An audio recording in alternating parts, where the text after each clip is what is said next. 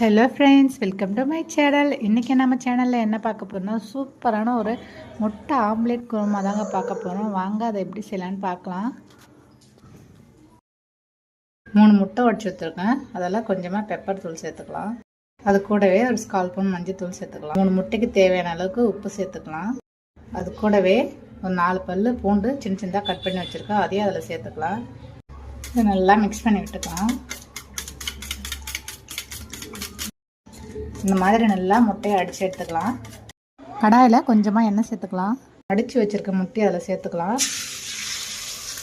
கொஞ்சம் கொஞ்சமாக சேர்த்துக்கலாம். அப்படியே இதை நல்லா திருப்பி விட்டுக்கலாம். அதே மாதிரி இருக்கிற முட்டையை சேர்த்து வேக வச்சு எடுத்துக்கலாம். பிளேட்டுக்கு மாற்றிக்கலாம். இந்த மாதிரி ஆம்லேட் போட்டு எடுத்து வச்சுக்கலாம். அடுப்பில் கடாயை வச்சுருக்கேன். அதில் ஒரு 100 கிராம் எண்ணெய் சேர்த்துக்கலாம். கொஞ்சமாக சோம்பு சேர்த்துக்கலாம். சோம்பு நல்லா பொரிஞ்சு வரட்டும். பூண்டு சின்ன சின்னதாக கட் பண்ணி வச்சுருக்கேன். அதையும் அதில் சேர்த்துக்கலாம். பூண்டு நல்லா வதங்கி வரட்டும். 2 பெரிய வெங்காயம் கட் பண்ணி வச்சுருக்கேன். அதையும் அதில் நல்லா சேர்த்துக்கலாம். வெங்காயம் நல்லா வதங்கி வரட்டும். கூடவே ஒரு கத்து கருவேப்பிலை சேர்த்துக்கலாம். 2 மீடியம் சைஸ் தக்காளி எடுத்து வச்சுருக்கேன். அதையும் அதில் சேர்த்துக்கலாம்.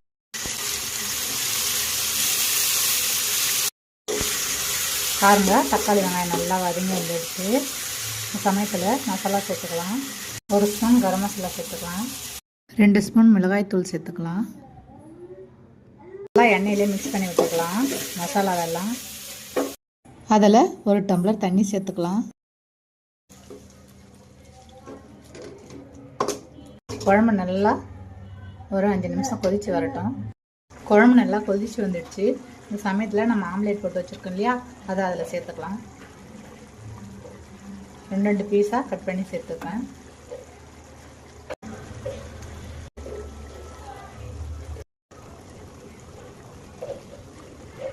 ரெண்டு நிமிஷம் நல்லா இது மாதிரி மீடியம் ஃப்ளேம்லேயே வச்சு நல்லா கொதிக்க வச்சு எடுத்துக்கலாம். கொஞ்சமாக கொத்தமல்லி தழை தூவிக்கலாம். அவ்வளோதாங்க, சூப்பரான ஆம்லேட் குழம்பு ரெடி. இந்த மாதிரி நீங்களும் செஞ்சு பாருங்கள், ரொம்பவும் சூப்பராக இருக்கும். இது இட்லி, தோசை, சப்பாத்தி கூடலாம் வச்சு சாப்பிட ரொம்பவும் சூப்பராக இருக்கும். நீங்களும் செஞ்சு பார்த்துட்டு ட்ரை பண்ணி பார்த்துட்டு எப்படி இருக்குன்னு சேனலுக்கு கமெண்ட் பண்ணுங்கள் ஃப்ரெண்ட்ஸ். தேங்க்ஸ் ஃபார் வாட்சிங் ஃப்ரெண்ட்ஸ்.